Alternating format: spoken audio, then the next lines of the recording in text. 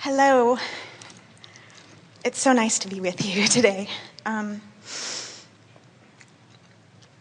question, I feel like I'm kind of on the verge of something which I know that you've said is a perfect time to come up. And it's got a lot of different tentacles. We like the word verge. Tentacles, not so much.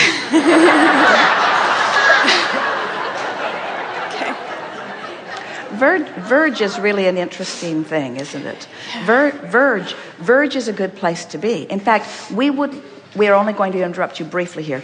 We adore it when you understand that you are eternally on the verge of something else that is wonderful. Yes. So, but on the verge means not yet manifested. Yeah. How does on the verge feel? A lot of people don't want to be on the verge. Yeah. They want to be in the car. They want to be in the bed. They want to be in the money. They want to have whatever it is that they want. But on the verge means you've achieved the vibrational alignment part, and the manifestation is inevitable unless being on the verge bums you out because that hasn't happened yet. So if you can turn being on the verge into a magnificent thing because it means everything that you want it to mean, it's an indicator of being in the perfect place, then living on the verge will keep you living happily ever after with manifestations fast on your tail all day, every day. You get that? Yes. On the verge. On the verge. On the verge means I've got it emotionally. I've got it vibrationally. And now it's just natural law that it will manifest. So if I can maintain this positive expectation, but expectation is a little bit about something yet to come. On the verge is about it's already come. In other words, it's there. I'm there. Party time.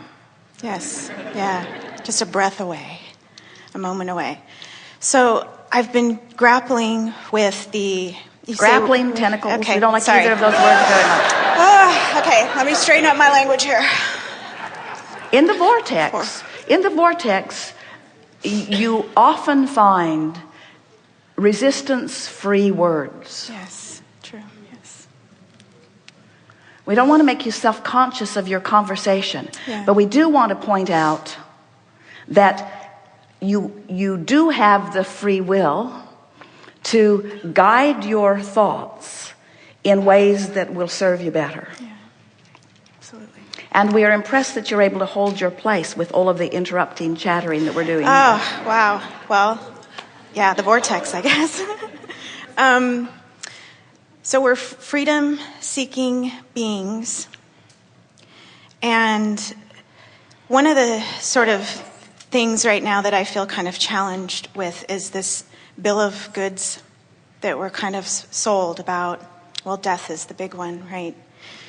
The big lie about death. The other one is like that... We really don't like tentacles, bill of goods, or the big lie. Okay. Those Sorry, are Abraham. all really out of the vortex words. Okay. Yes. Well, clearly I'm asking out of the vortex, and I'm on the verge. It's all right to reach for points of clarification, but we're just having fun letting you know that what you're feeling is an out of the vortex feeling. In other words, if you're in the vortex, none of those words would have been coming out of you. And most of all, we want you to understand that there's nothing wrong with being out of the vortex, but it is helpful to know that you're there. Okay. Because if you're proclaiming that you're in when you're out, then you can't tell which end is up. Okay. So it's better to say, Abraham, I'm having a sort of out of the vortex moment where there are tentacles around my neck and I've been sold a bill of goods. Okay, yes. So now we'll let you finish and then we'll help you into the vortex. Okay, well, and you might have already helped me there. So, so the out of the vortex is, if we're truly freedom-seeking beings, then, this idea of long-time monogamous committed relationships, not that they don't exist. I see them exist and I see people very happy in them. But I kind of feel like I want more. I want I want a lot of lovers. I don't want one. You know, But no one agrees with you. silly out of the vortex, people. Well, you see, here's the thing about this. Law of attraction, or Abraham, or source, we promise you, will not distinguish one of those behaviors is right and the other one is wrong. Right. But what does happen is that if what you want is as you speak it, where you're calling it freedom, and you're calling it variety, and you're calling it experience, and you're calling it delicious interaction, if you are wanting that and you are focused singularly on that, you're not saying, I don't want that, and I don't want that, and I don't want that, which clutters up your vibration. Instead, you're saying, I do want this, and I do want this, and I do want this. What happens is law of attraction brings you together with others who feel the same way.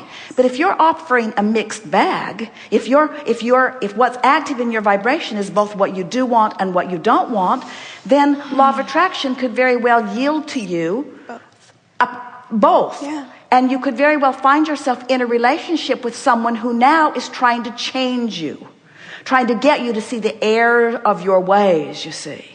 When there's no error in your ways, it's just, there's no wrongdoing in it. It's just a mismatch. But a mismatch, let us say this really clearly. There's just a mismatch with what you want. Hear this. No mismatch with what you want can ever happen to you unless you are mismatched to what you want. In other words, the mixed matching is happening before law of attraction is bringing the others to you. So get in the vortex and then feel inspired to your lover, you see. And we think it was a fun conversation that we had prior to you talking about what's really on your mind, because even in that conversation, you were using a lot of out of the vortex terminology while you were wanting to be in the vortex. And so this is the same sort of thing. As you talk about what you want and why you want it, you find yourself increasingly not having to explain why the other doesn't work for you. But in every moment that you're explaining why the other doesn't work for you, you're cluttering up your vibration and asking for it. So out here in this big, beautiful world with so many people interrelating sexually with one another, there are so many different segments of society, systems of belief, some of them very deep-rooted and very, very different. In other words, you really have a lot of variety as people on this planet about what you believe about that. And what we want you to understand is that all of it is fine. But when it doesn't feel fine to you is when you haven't found what you want and are not consistently aligned with it. And so you keep attracting what you don't want. And when you keep attracting what you don't want, then you think you need to make laws about it to prevent what you don't want from coming, as if there could be a law powerful enough to keep you from your own point of attraction. Right. It's such an interesting thing. Your world is out there trying to protect itself from unwanted things all the time, keeping active in their vibration, those unwanted things. We'll make another law, we'll make another law, we'll make another law. Do you know what percentage of your population is in jail right now? It's really, really high. It's really high. Every time something doesn't please you, you make a law, make it illegal, and lock them up. Pretty soon, no one will be out. We'll all be in prison. Looking for the key, looking for the door. Having the kind of sex you like. Perhaps.